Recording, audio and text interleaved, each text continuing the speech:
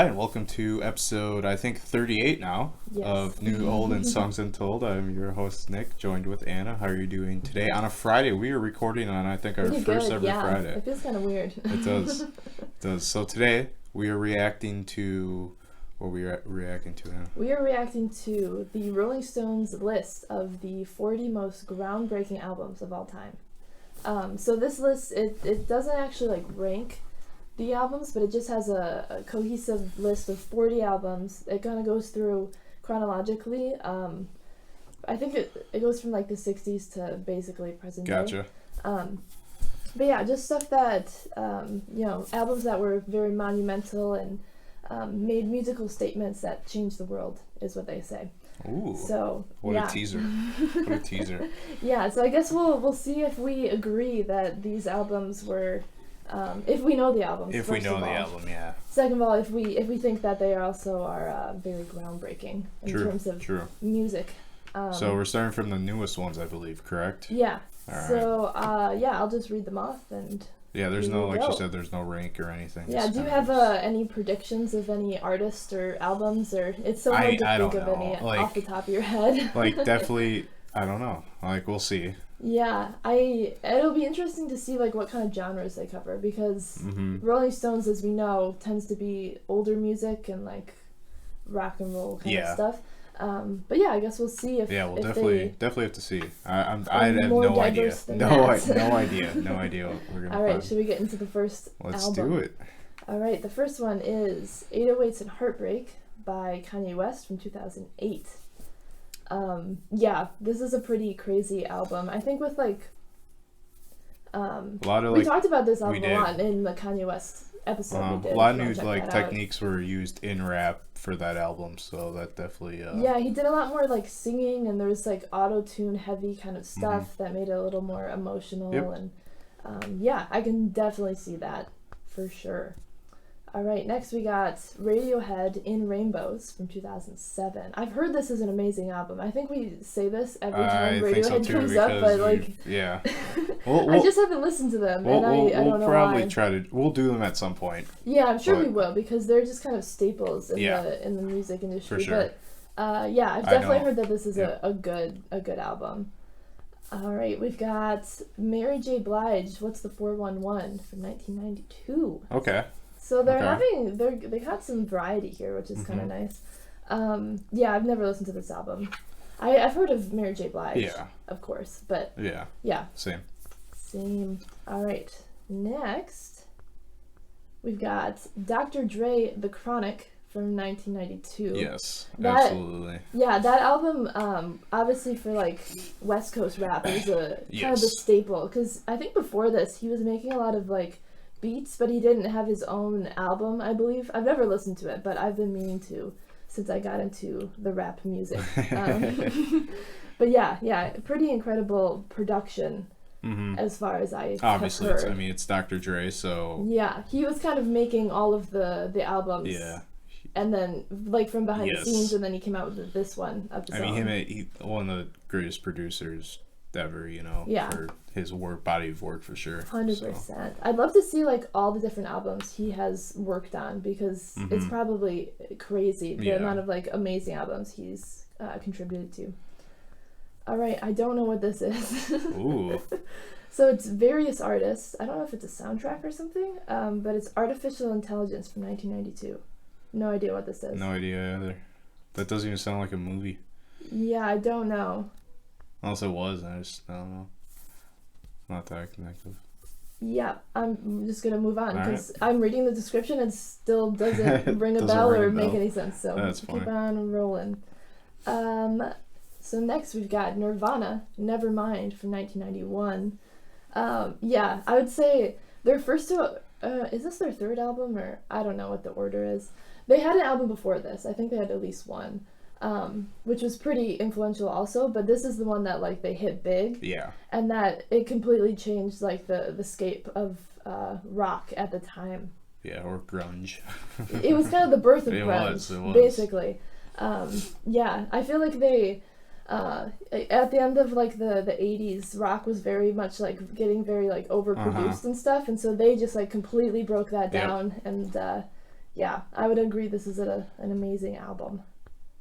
So these are groundbreaking albums, though. So yeah, so stuff that changed. Yeah, changed music, essentially. Yeah, changed the music of the time, or changed some type of aspect of music. So next we've got Public Enemy. It takes a nation of millions to hold us back, from 1988. I think I listened to this briefly when we were doing the list of the 500 greatest albums of all time, because this was on there pretty high, and yeah, it was very intense. I can see how, like, politically the statements it was making was very influential. It wasn't for me because it was hitting me in the face too hard. I was like, I've never listened to it. I haven't listened to much Public Enemy, honestly. Yeah, I feel like I could get into them, but I'd have to, like, do a lot of research about them to kind of see the background of it. But yep. Let's see. Next we've got Run DMC from 1984. A lot of, like, hip hop and rap on this list. I'm kind of pleasantly surprised. Yeah, I'm not that surprised though, especially that era though, like from the late '80s to like the late '90s. That's when hip hop was kind of like becoming a staple. Yep, and a lot of different artists making good statements and about different stuff, coming out with fantastic albums. Yeah. Run DMC, I haven't listened to like an actual like album from them. I've listened to numerous of songs, but so I'm not like a few songs, quite sure which this one is. Yeah, I don't know. They're like it's like late '80s rap, early '90s like rap for sure. Yeah, like, essential. All right, let's go on to. It looks like this is another compilation. Okay. So it's various artists. Now That's What I Call Music from 1983. Is this like the first one? Yeah, I mean, I didn't even think they went back that far, honestly. I don't know what this is. I guess it's just a compilation of songs. I think that it's groundbreaking because it's the first time they made a compilation of all like the hit songs. Gotcha. Because like the Now That's What I Call Music is pretty well known nowadays. But maybe this is like the first. That's what I'm gathering from what this says. What year did this list start at? This list started at 2008. Okay.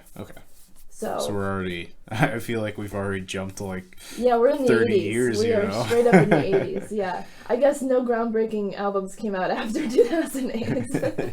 It's probably they could have wrote the article. Yeah, I don't know when this article was written. So. All right. Who knows? All right. Next we got Michael Jackson, Thriller, 1982.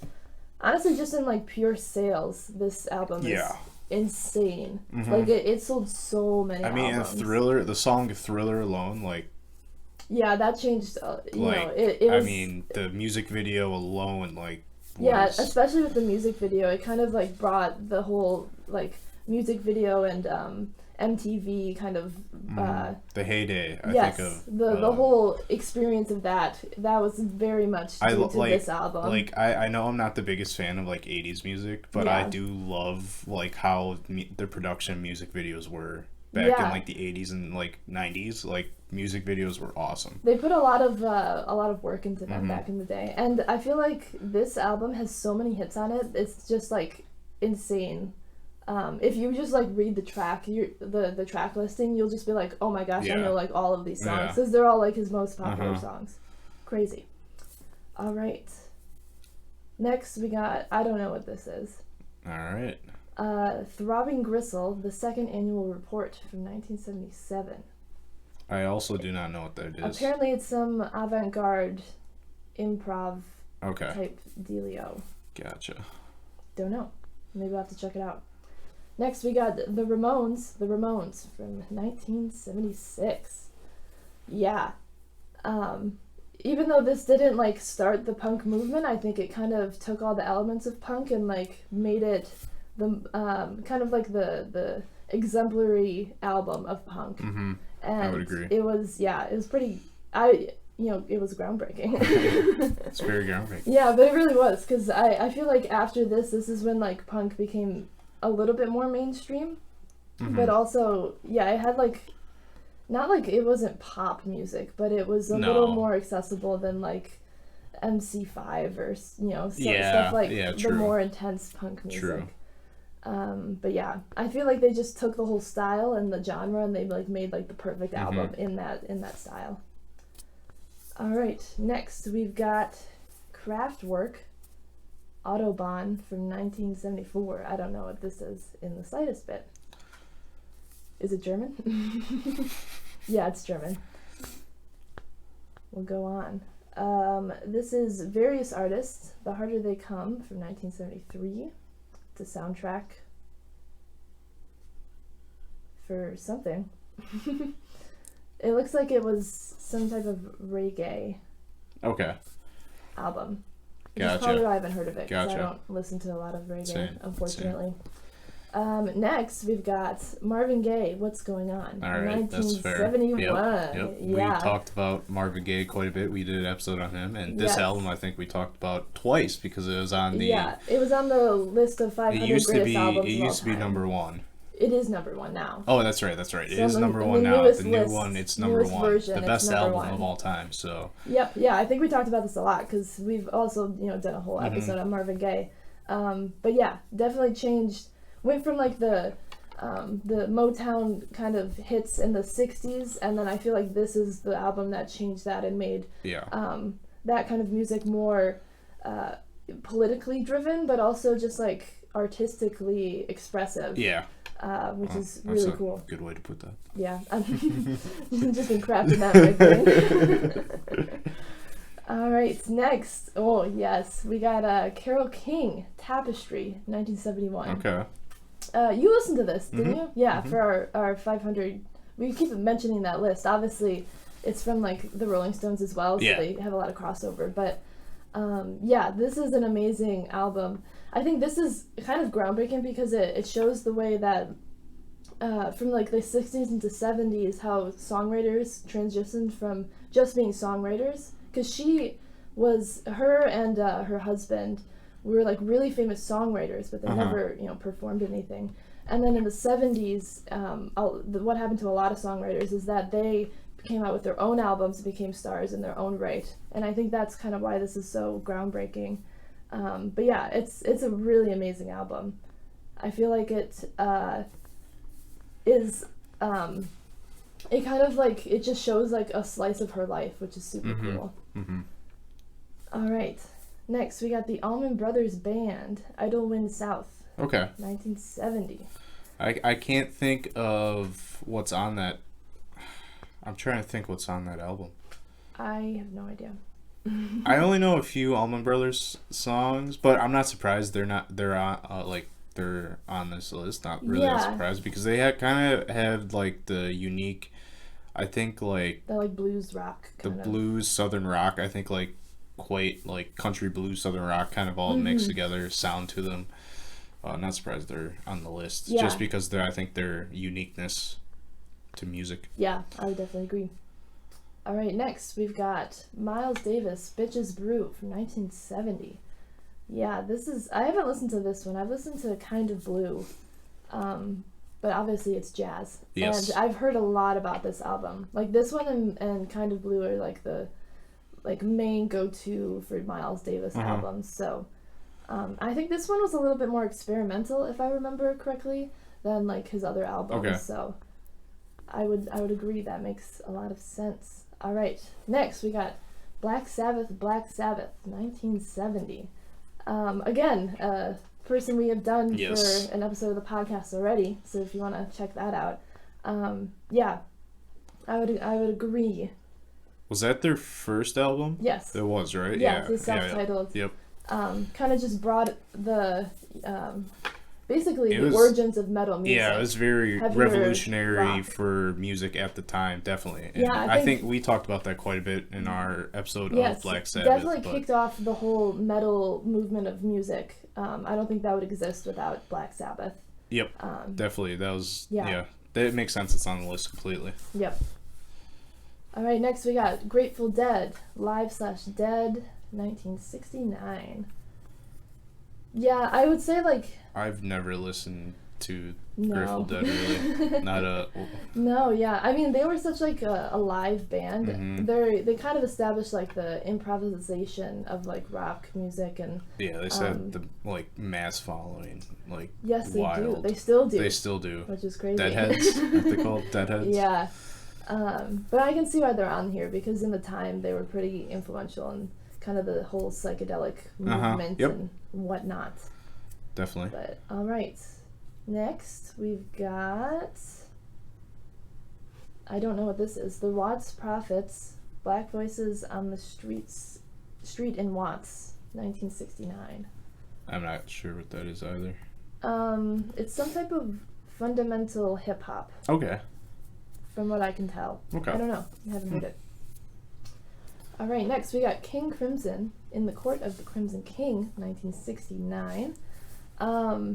Yeah, I haven't listened like fully through this album, but you know part of a song because Kanye West samples this in his song Power, 21st Century Schizoid Man. Gotcha. It's in that song, but I think on a technical perspective, this one was pretty groundbreaking for how it used technology and stuff to make the... Okay. It's like prog rock kind of stuff. Gotcha. Rock. All right, next we got Isaac Hayes, Hot Buttered Soul, 1969. 1969 was just the year for music, by the way. I think we might do a whole episode just on 1969. I think we'll do like the best, or our top 10 songs that came out in 1969 because it was a year. Let me tell you, it was a year for music. It's like wild going through like that year, just the amount across all the genres. Like that was the year that and just like historically out. The stuff that happened in like 69 too alone. Like it's a wild year, wild year. Yep, but I've heard of this album and I've been like really meaning to listen to it, but I have not yet. So I don't really know what is so groundbreaking about it, but I've definitely heard about it. It's kind of soul R&B stuff.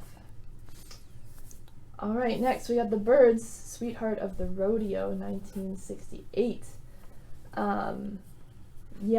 This is it's kind of like a country rock masterpiece album. It's a really interesting listen. It's very different than like the late 60s, like the earlier stuff of the Byrds. It has a very different sound, but yeah, it's cool. It's a cool album. I don't know too much of the history about it, but I have listened to it before. Next we got Loretta Lynn, Don't Come Home a Drinkin' with Lovin' on Your Mind from 1967. Have you listened to Loretta Lynn? I honestly think I've heard yes, maybe. I'm not quite sure though. Yeah, I don't think I have. Like the title of the album might be a song also. It might be, yeah. And I think I've heard that song. It probably is. And I think I've heard that song because it sounds really familiar, but I just can't picture it. Yeah, apparently this is very groundbreaking. I'm reading here because it kind of opened up new possibilities for female country artists in a male-dominated That's when did it come out? 67. 67. Oh, definitely. Yeah, so I think it was kind of a pioneering female in that country industry. Country in the 60s and 50s were dominated by, country before that, that was like, I think where country, especially like the heyday of classic country. The classic country is what we consider classic country. Yeah. Honestly, even the Johnny Cash, I don't kind of the birth of what we think of country music is now. Yep. Was during that time, and obviously it was dominated mostly by male. Yeah. And this album obviously helped break the ground for females to break into the country scene. Yeah, it talks how it kind of paved the path for others to follow, like Dolly Parton and Taylor Swift. They go from Dolly Parton to... Well, they said Dolly Parton to Taylor Swift. Oh, so gotcha. Everything in between. Gotcha, those are like the spectrum. I kind of like that spectrum of country music with females. Dolly Parton and then Taylor Swift. All right, next we got, no surprise at all, the Beatles, Sgt. Pepper's Lonely Hearts Club Band, 1967. I was going to say, when we started, I was like, this is probably definitely on the list. I wouldn't be surprised if Pet Sounds is next. Also next, yeah. The two we talked about this album because we did a versus album battle between this and Pet Sounds album and Pet Sounds. Yeah. But yeah, just the artistic expression of having like a whole kind of a concept album, albums, yeah. Having kind of a cohesive album, and the production is crazy on this, as well as Pet Sounds. But yeah, we've definitely talked a lot about those albums. That's one of our earlier episodes. Yep. All right, next, I love this album so much. It's The Velvet Underground and Nico. Okay. The Velvet Underground and Nico from 1967. Have you listened to this album? Yeah, I listened to it for the because I think it was in the 500. It just sounds so cool. It's like the definition of cool, and I feel like it's crazy that it came out in '67 because it sounds so ahead of its time. It's like almost like new age, definitely. It's crazy. And like I think it was also groundbreaking in the way that it like talked about stuff that a lot of music in the time was not talking about, like drugs and sex and kind of like real gritty stuff in life. But yeah, it's an amazing album. I love that album. All right, next we got, I don't know what this is. Perry and Kingsley, the In Sound from Way Out from 1966. No idea. Yep, I don't know. We'll move on. Next we got The Mothers of Invention, Freak Out, 1966. Again, I don't know what that is. No. So they're putting a lot of albums in the 60s here. Yeah. I mean, there was a lot in the 80s too, so. I just feel like we jumped from 2008 to 70. Were there any in the 70s? I don't even know. There was some, but I mean, it felt like there we've got to be getting towards the end of the list. That's why I was like, it's going to the 60s, but they're throwing a lot in here from the 60s for sure. I mean, the last, there's like 3 albums in a row that were from 66. So. Yeah. All right, so next album we got is The Beach Boys' Pet Sounds from 1966. Not surprising. Yeah. Yep. This definitely is very groundbreaking in production and it's called Pet Sounds literally because they were creating all these new sounds that had never been heard before. Yep. But yeah, makes total sense. All right, next we got The Beatles, Rubber Soul, 1965. This was kind of their first album where they actually like took artistic license and wrote their own song, all of their own songs, and kind of created a whole album that actually all the songs sounded good and kind of fit together nicely.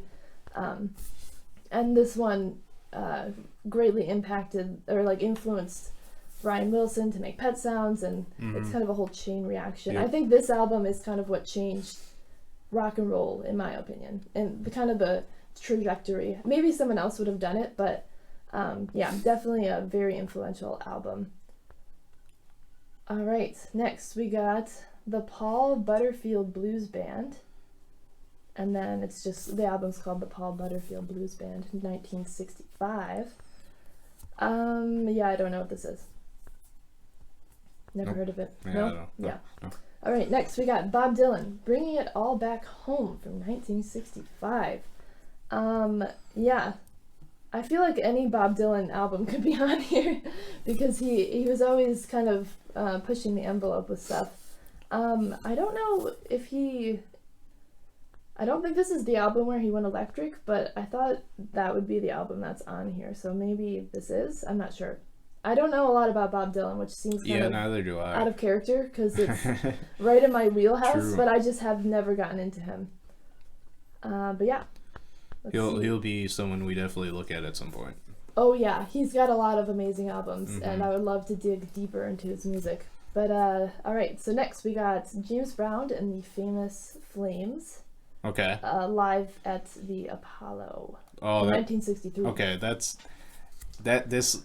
it was one of the first, like, how they recorded it was, like, really groundbreaking. Yeah. It's like... Because it's a live album. It's a live album. Like, yeah. So I've watched the James Brown movie, Chadwick Boseman? Yeah.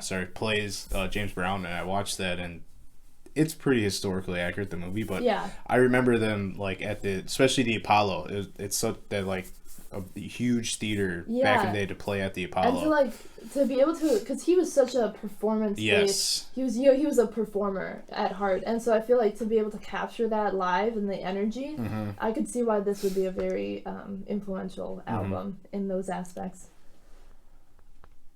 All right, next we got Ray Charles, Modern Sounds in Country and Western Music from 1962.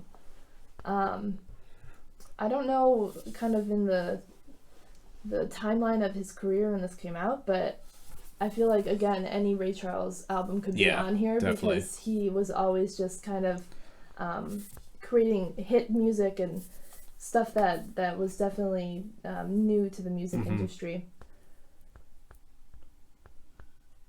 All right, next we got something I cannot pronounce.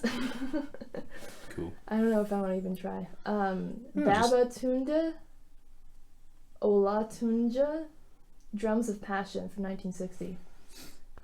Apparently this album launched kind of the idea of world music. Gotcha. I don't know where it's from. But yeah. Sounds interesting.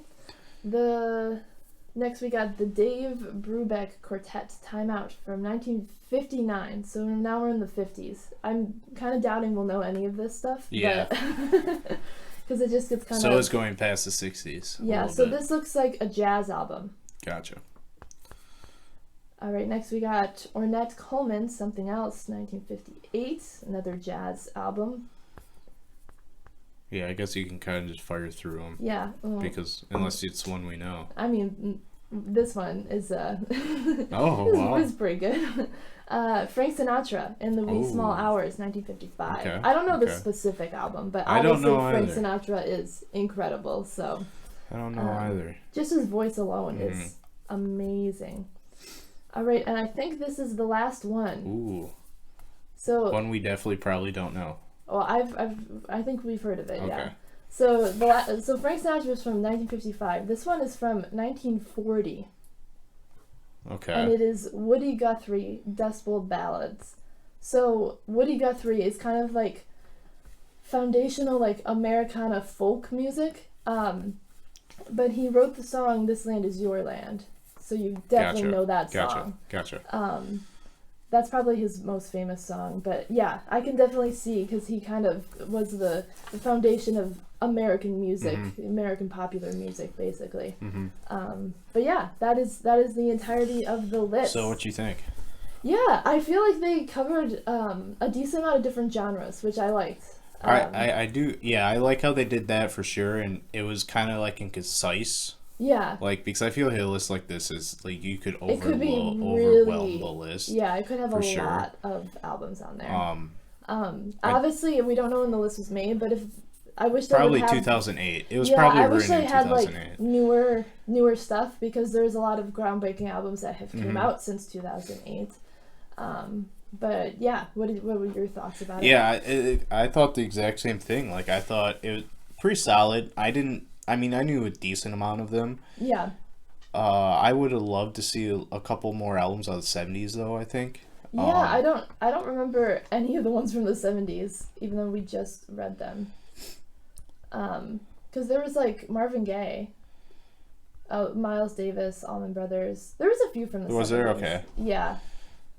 I would have, like, also, like, if they would have put maybe a couple more in the 90s, too, I think. Yeah, like, so I don't know what, like, if Rapper's Delight is on an album, or I don't even know how that was released when it came out, but that feels to me like a groundbreaking. Maybe it wasn't an album, or like if maybe it was a single. Yeah, because that's what kind of started hip hop music. Yeah, it's hard to decide though, like, yeah, you know, which ones go where, because like I think like Tupac's album for sure could have been on if we're doing like, you know, talking about groundbreaking albums, especially from the 90s.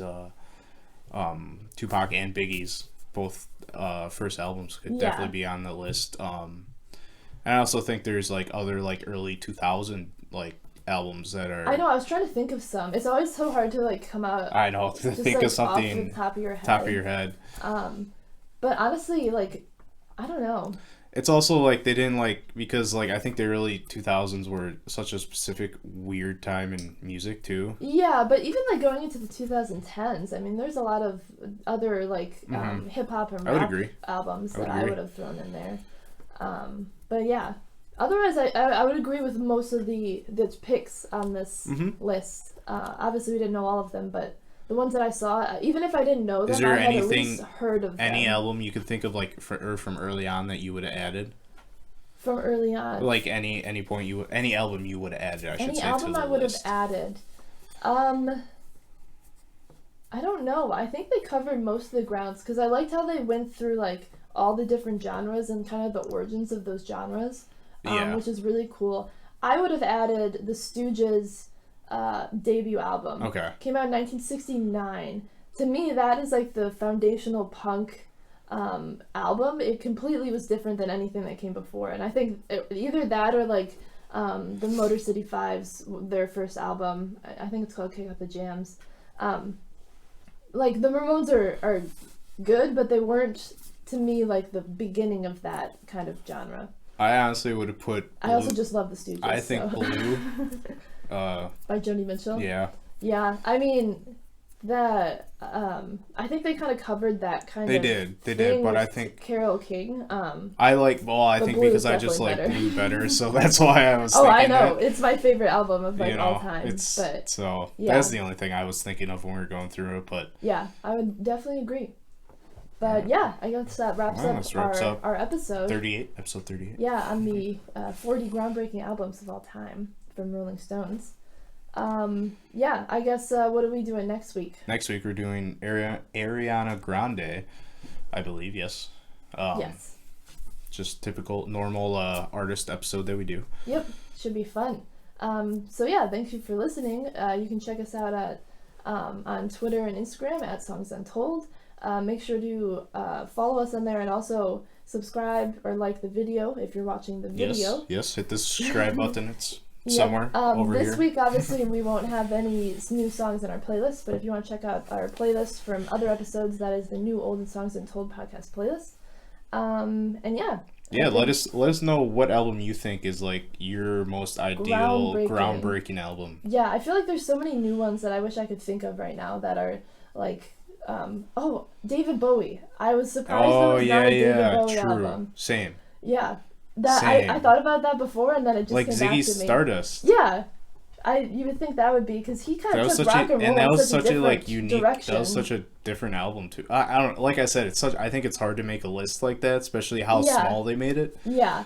Like you could make this list 100 albums big and still not fit every album that would need to be in there. So I would agree. All right, well, we just added a whole extra thing. So thank you guys for listening and have a great weekend.